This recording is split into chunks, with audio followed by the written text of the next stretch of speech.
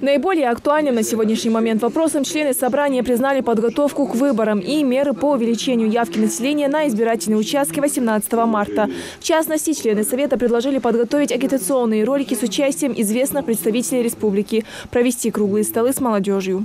Проведение мероприятий, привлекающих внимание населения, круглые столы на тему «Россия вчера, сегодня, завтра», посещение предприятий и учреждений. Эта работа уже проводится активно.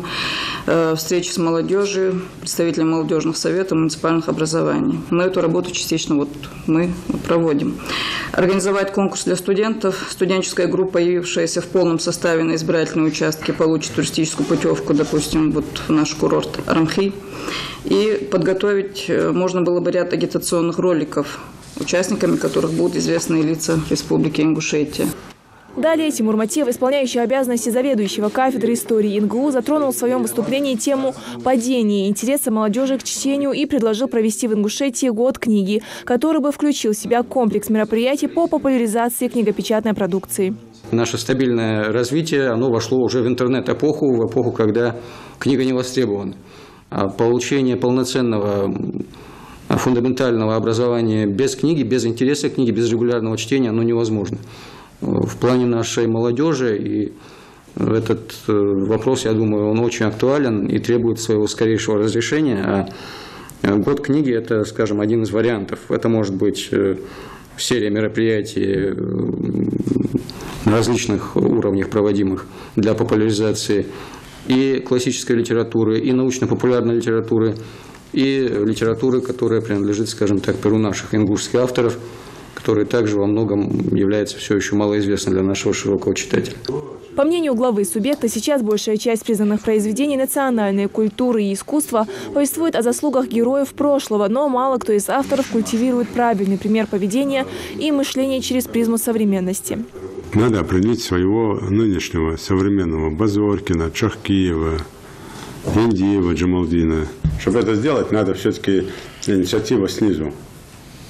И мы должны понимать, если мы год книги объявляем, то сколько там книг мы выпускаем. Но самое главное дело не то, что сколько мы выпустим, найдем спонсоров, все остальное, а сколько книг этих будут читать.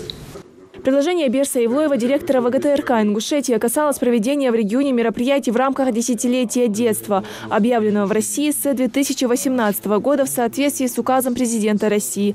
Юнусбек Евкуров отметил, что в ближайшее время будет разрабатываться программа мер в рамках проекта, в которой особое внимание будет уделяться повышению доступности школ и ясельных групп, поддержке материнства и детства и улучшению демографической ситуации. По году волонтера здесь надо 500 человек – это одно. Их должно быть намного больше, этих волонтеров. Ну, надо правильно их распределить, в том числе на выборах, как они должны стоять, чем они заниматься и как помогать. Посетить ветеранов Великой Отечественной у нас там немного осталось, но сейчас нужно говорить не только ветеранов Великой Отечественной. Сейчас надо посещать таких известных, именитых, старших представителей не типа даже, а фамилии. Потому что в одном типе много фамилий, просто фамилии конкретно. В завершении заседания глава региона отметил необходимость тесного сотрудничества консультативно-аналитического и экономического совета в республике для участия в социальных проектах и призвал активнее вести диалог с населением. Также он отметил, что для эффективной работы такие собрания необходимо проводить ежеквартально. Идир Манкива, Хусейн Гагиев, Юсуп Ханиев, Рамзан Ахильгов. Новости 24.